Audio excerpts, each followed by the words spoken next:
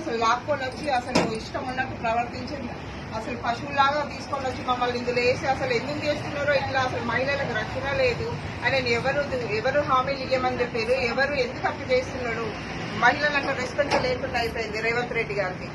हम लोग वोट देने से ही सीएम बने, इसका मतलब फायदा नहीं उठाना कि सीएम बनने से कुछ भी कर सके। पब्लिक अगर चाहे तो सीएम की पोस्ट से अभी निकाल सकते हैं। అక్క మీరు ఎక్కడి నుంచి వచ్చారు? నంద్యాల గోల్కొండ డివిజన్. చెప్పండి అక్క పేరు. పద్మాబాయి. हिंदी में बोला, कारण नो प्रॉब्लम, हिंदी में बोलो.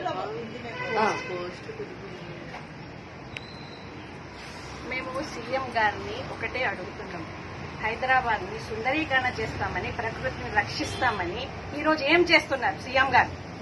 ఇది ఏం న్యాయం? ఇది ఎందుకు ఆ దొంగ హామీలు ఇచ్చి అందరినీ మభ్య పెట్టాలి? ప్రకృతిలో ఎందుకు వీళ్ళు వినాశనం చేయడానికి పూనుకున్నారు? ఎందుకు అప్పుల పాలవుతున్నారని చేయలేని శక్తినప్పుడు మీరు ఎందుకు చేయాలి? ప్రకృతిని పాలు ఎందుకు చేయాలి? సీఎం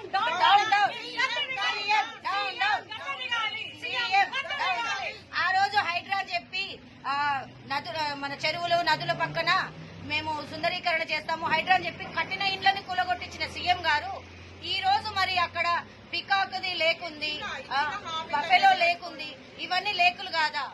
అంటే ఇవాళ మీరు వేరే వాళ్ళు చేస్తే ఒక న్యాయం, మీరు చేస్తే ఒక న్యాయమా?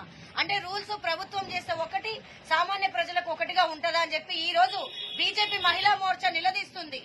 గద్దె మీద ఉన్న నేను ఏదైనా చేయొచ్చు అనుకుంటా. సీఎం రేవంత్ రెడ్డి గారు మీరు వెంటనే గద్దె దిగాలి. మహిళలకు రక్షణ లేదు. మీరు ఇచ్చిన ఉచిత హామీల కోసము మీ ఇష్టం ఉన్నట్టు ప్రవర్తిస్తున్నారు. ఎవరు ఊరుకోరు. మహిళా మోర్చా మాత్రము దీని గురించి కఠినంగా మిమ్మల్ని 400 ఎకరాలు రాత్రి అసలు ఒకటి, అది నిజంగా న్యాయంగా అయితే ప్రభుత్వ భూమి అయితే మీరు రాత్రిపూట ఎందుకు పనులు మొదలు పెట్టారు?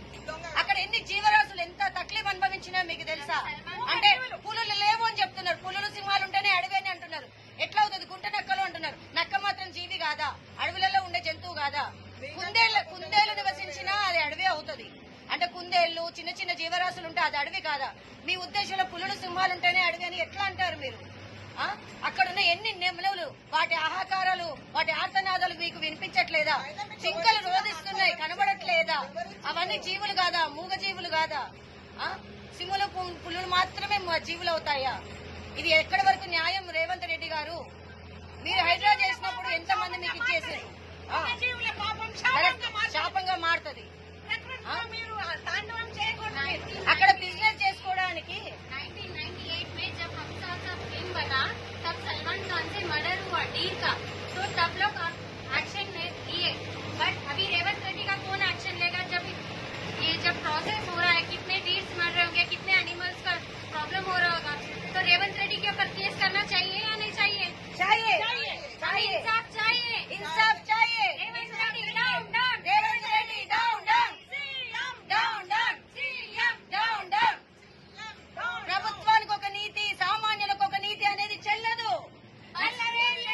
हम लोग बस फ्री देने के लिए बोले ही नहीं लेडीज, हम लोग लोन दो बोलकर नहीं बोले, बेरोजगारी का लोन मेंस को दे रहे, हम लोग वो बोले नहीं. आप लोगों को इतना पैसों की कमी हो रही तो बस फ्री का निकाल दीजिए, हम लोग को कुछ प्रॉब्लम नहीं होगा, बट हम लोगों की तरफ से इतना प्रोटेक्शन होगा कि हमारी तरफ से चलो ये एनिमल्स बच गए बोलकर हम लोगों को पूरी शांति मिलेगी. Yes, correct.